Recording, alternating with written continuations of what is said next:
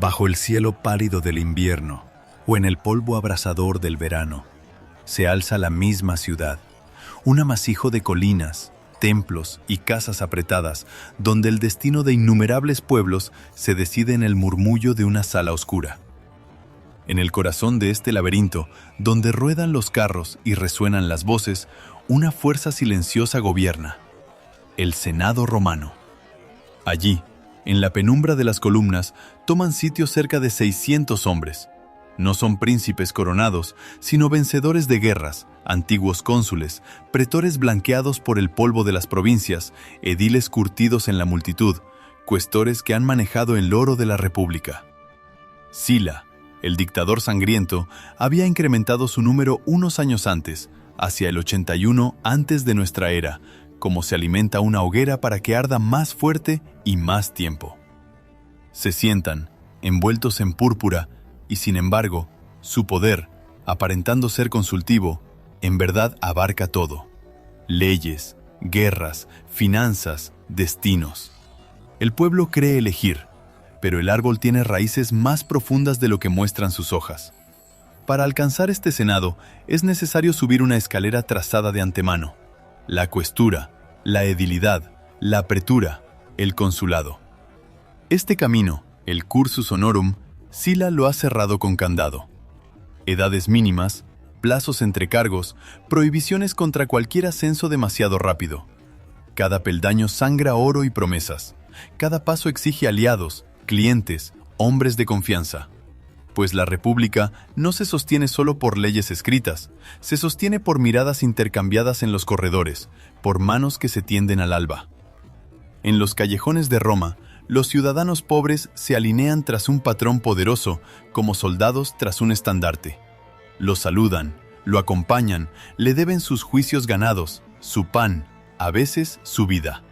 A cambio, su voz, su presencia, su multitud. En los comicios centuriados, donde se deciden cónsules y pretores, los ricos votan antes que los pobres. Los más adinerados forman las primeras centurias, aquellas que muchas veces son suficientes para decidir. En los comicios tribales, otros magistrados nacen de urnas donde pesan más las alianzas que la virtud. Por encima de esta masa, un pequeño número de nombres brilla como constelaciones antiguas: los nóbiles. Acumulan los consulados como trofeos, graban sus victorias en el mármol y en la memoria. Solo ellos, se dice, saben realmente gobernar. Solo ellos, se murmura, merecen mandar. Entre sus casas se extienden hilos invisibles: matrimonios, deudas, promesas, rencores. De estos hilos nacen clanes que se abrazan un día, se desgarra al siguiente. Pero esta república, que se cree estable como el Tíber en su meandro de piedra, lleva en sí una cicatriz aún roja. Unos años antes, Roma se desgarró contra sí misma. Los soldados de Mario y los de Sila sembraron el caos en las tierras italianas. Luego Sila entró en la ciudad con armas, y la paz que trae es la de un golpe de espada. Entonces, una mañana, se colocaron listas: proscripciones. Nombres de hombres condenados no por un tribunal, sino por la voluntad helada de uno solo. Los que figuran en ellas se convierten en sombras destinadas a la muerte, sus bienes confiscados, sus cuerpos entregados. Los asesinos, por el contrario, son recompensados. Las casas cambian de manos, las tierras pasan de un bando a otro.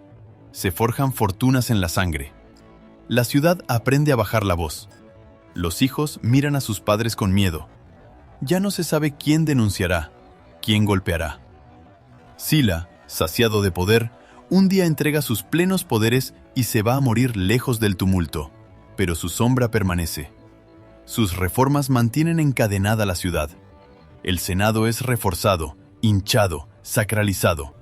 Los tribunos de la plebe, antaño voz ardiente del pueblo, ven sus alas recortadas. Se les priva de la esperanza de una carrera más alta después de su tribunado para hacerlos menos audaces.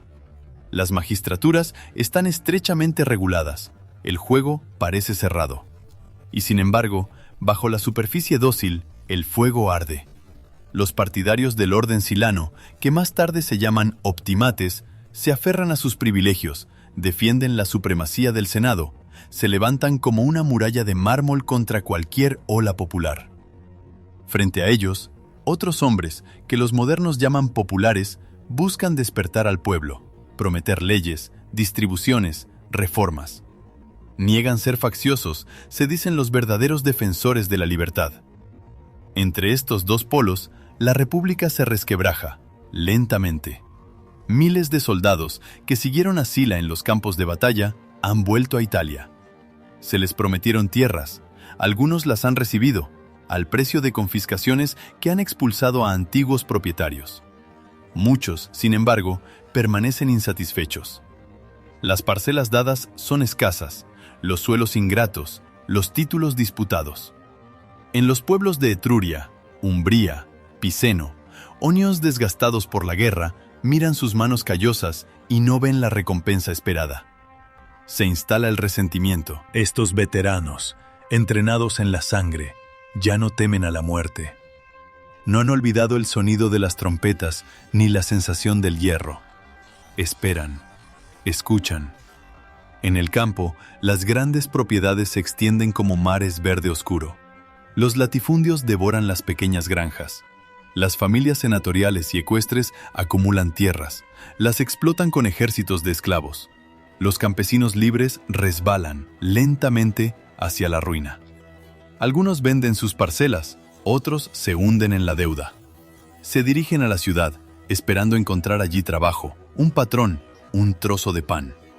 Roma crece con esta marea humana. Miles de pobres se hacinan en insulae tambaleantes, esos edificios flacos que se elevan hacia el cielo como amenazas. Viven de las distribuciones de trigo, las frumentaciones, que los magistrados organizan para comprar la paz y el favor. Se hace fila, se empuja, se espera. El estómago se convierte en un instrumento político. Quien da de comer reina sobre las voces. Incluso entre los poderosos, el desequilibrio crece. La riqueza de la tierra se concentra. Pero las campañas electorales cuestan caro. Para convertirse en cuestor, edil, pretor, cónsul, hay que organizar juegos, adornar el foro, corromper a veces, mostrar generosidad. El oro fluye. Las deudas se acumulan. Los caballeros, que prestan a tasas usureras, sostienen en sus manos los destinos de muchos nobles. Senadores, nacidos en antiguas casas, se descubren prisioneros de acreedores despiadados. Las alianzas se hacen, se deshacen, bajo el peso de esos números grabados en tablillas de cera. En esta Roma convulsionada, nace, en algún lugar hacia finales del siglo II antes de nuestra era, un niño de nombre ilustre, pero de bolsa enflacada. Lucius Sergius Catilina. Pertenece a la gens Sergia, antigua, patricia, honrada en los relatos de los ancestros, pero que los crueles giros de la historia han dejado exangüe. En los pasillos del poder se le reconoce por su nombre, no por su fortuna. Esta disyunción, desde el principio, abre una grieta en él. Durante las proscripciones de Sila, Catilina se lanza del lado del vencedor. Las fuentes dicen que participa activamente en la caza de los proscritos. Salustio, en su relato, le atribuye violencias descontroladas, confiscaciones ávidas. Cicerón, más tarde, avivará estas imágenes, pintándolas con trazos oscuros en sus discursos. En el polvo rojo de las ejecuciones legales, Catilina forja su reputación, la de un hombre que no retrocede ante la sangre, que sabe aprovechar el desorden. Aprende, en contacto con el régimen silano, cuánto puede la ley doblarse bajo el peso de la fuerza. Después de estos años de sombra, Catilina sigue la ruta tradicional. La cuestura primero, en algún momento en los años siguientes.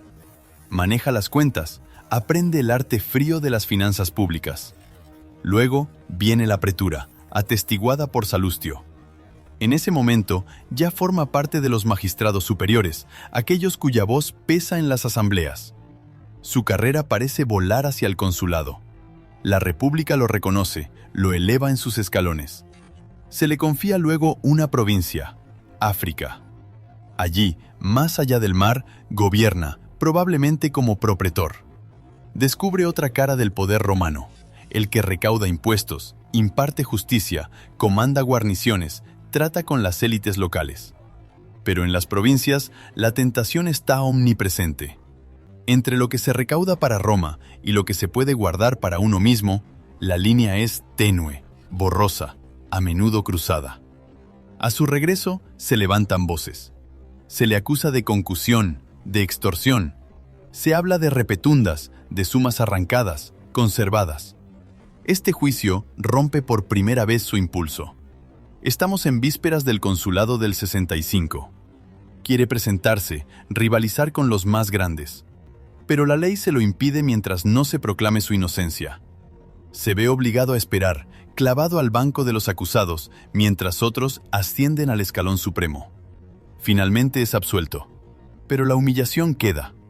Ha visto su camino bloqueado por enemigos, acreedores, rivales enmascarados tras las formas del derecho. En la misma ciudad, bajo un mismo cielo, otro hombre traza un camino inverso. No nace en una casa patricia, sino en una familia de caballeros de Arpinum, lejos del esplendor de las colinas romanas.